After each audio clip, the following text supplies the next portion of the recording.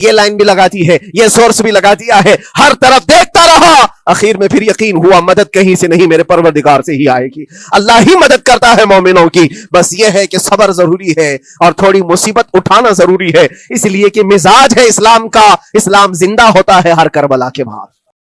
اپنی قربانیاں دو اور قربانیاں ضائع نہیں ہوتی، رنگ لائیں گی، ہماری شہادتیں رنگ لائیں گی، ان بچوں کی شہادتیں رائے گاہ نہیں جائیں گی جو 40,000 کے قریب شہید ہو چکے ہیں، وہ رنگ لائے گی۔ فتح بیت المقدس کے لیے ان کی قربانیاں، ان کی شہادتیں ایک عظیم باب بن کر کے نکلیں گی، ایک عظیم دروازہ بن کر کے نکلیں گی۔ آپ انتظار کرنا، وہ دن قریب آ رہا ہے جس کے متعلق میرے مصطفیٰ نے بشارتیں دی ہیں۔ ایک وقت وہ آئے گا جب امام مہدی کا ظہور ہوگا اور صرف پرچم اسلام لہرائے گا، وہ دن آئے گا، یہ قربانیاں ضائع نہیں جائیں گی میرے عزیزوں۔ اور اللہ کریم نے قرآن میں فرمایا، آپ لوگ ڈرتے ہوں گے، مولانا پھر سے یہ ساری چیزیں بول رہے ہیں، ان کو برا لگے گا، ان کو برا لگے گا، بہتوں کو برا لگے گا، یہ میری بات نہیں، قرآن کہتا ہے وَلَوْ كَرِهَ الْكَافِرُونَ وَلَوْ كَرِهَ الْمُشْرِكُونَ۔ اللہ قرآن میں فرماتا ہے يُرِيدُونَ لِيُطْفِئُوا نُورَ اللَّهِ بِأَفْوَاهِهِمْ، لوگ تو چاہتے ہیں اللہ کے چراغ کو اپنے منہ کے پھونکوں سے بجھا دیں،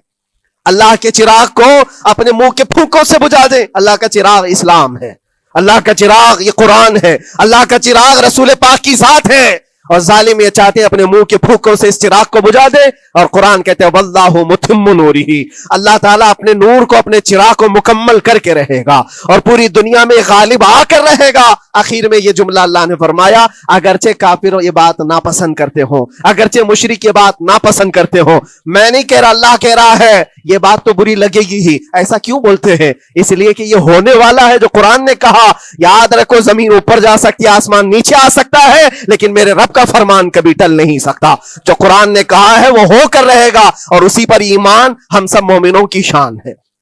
ہم سب مومنوں کی شان ہے۔ بس آپ کے لیے ذمہ داری یہ ہے، آؤ ان برائیوں کی وادیوں سے جس میں پڑے ہوئے ہو، نوجوانوں سے میں گزارش کرتا ہوں، تمہاری نمازوں کا حساب کر لو، تمہارے اپنے اعمال کا حساب کر لو۔ اللہ کی مدد کو پکارتے ہو تو یقیناً اپنے چہرے صاف تو کر لو، اپنے دلوں کو پاک تو کر لو، اپنے اعمال، اپنی پیشانیوں کو مسجدوں کے سجدوں سے سجا تو لو۔ پھر مانگنے میں تمہیں ایک مزہ بھی آئے، ایک لطف بھی آئے، رحمان کی بارگاہ میں ہاتھ اٹھائیں تو آپ کو لطف بھی آئے، اپنے لیے بھی اور مظلومین کے لیے بھی مانگنے میں مزہ تو آئے۔ لیکن جب آج ہاتھ اٹھاتے ہیں تو پھر یہ دل میں بات آتی ہے، فجر تو قضا کر کے سویا تھا، عشاء تو پڑھا نہیں تھا، اور میرے حالات یہ ہیں، حرام کھایا ہوا ہے، کسی کا مال غصب کیا ہوا ہے، ان تمام معاملات کو لے کر کس طرح سے ہاتھ اٹھاؤ گے اللہ کی بارگاہ میں؟ پہلے اپنے آپ کو پاک کر لو میرے عزیزو، جب صاف ستھرے ہو جاؤ تو پھر اللہ کی مدد بھی آئے گی۔ اس لیے کہ دنیا میں ہم نے دیکھا ہے، صاف پیالہ لے کر کے آؤ گے تو دودھ بھی ڈالا جا سکتا ہے اور مٹھائی بھی دی جا سکتی ہے، لیکن پیالے میں ہی کیچڑ بھر کر کے لاؤ تو دودھ دینے والا کیا اس میں دودھ ڈالے اور مٹھائی دینے والا کیا اس میں مٹھائی ڈالے؟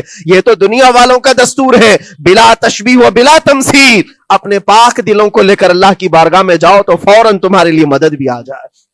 فوراً مدد بھی آ جائے۔ اللہ کریم ان غزہ کے نہتے اور مظلوم مسلمانوں کی فتح کو سدا قائم و دائم رکھے، اور ان کے ٹوٹے پھوٹے بکھرے گھروں کو اللہ تعالیٰ پھر سے آبادی عطا فرمائے، ان کے کمزوروں کو مولا طاقت و قوت عطا فرمائے، ان کے شہیدوں کو مولا اجر عظیم نصیب فرمائے، ان کی بیواؤں کو مولا صبر جمیل عطا فرمائے، ان کے یتیموں کو مولا طاقت و قوت عطا کرے، ان کی مسجدوں کی آواز اور ان کی گونج کو مولا پھر سے بلندی عطا فرمائے، اور ان کے صبر اور ان کے استقامت اور ان کے حوصلے کو مولا پورے دنیا کے مومنین کے دلوں میں قائم عطا فرمائے، ان کے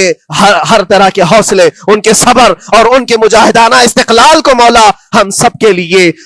کے لیے ذریعے نجات عطا فرمائے، ہماری نسلوں کے لیے اللہ تعالیٰ ایک سبق آموز حکایت عطا فرمائے۔ مولا کریم تیرے دربار میں دعا ہے، ہم سب کو بزدلوں کی جماعت سے نجات عطا فرما، مولا ہم کو منافقین اور مشرکین اور کافرین کے وسوسوں اور ان کے تمام فتن و شرور سے محفوظ فرما دے، ہم سب کو ظالموں کے ظلم سے بچا، فتنوں کے فتنے سے بچا، شرین کے شر سے بچا، حاسدین کے حسد سے بچا، جلنے والوں کی جلن سے محفوظ فرما۔ خدایا قدیر و جبار، آخری سانس تک ہمارے ہاتھوں کو غیروں کے سامنے پھیلنے سے محفوظ فرما دے، تو اپنا اور اپنے حبیبوں کا محتاج بنائے رکھ۔ وآخر دعوانا الحمدللہ رب العالمین۔ السلام علیکم۔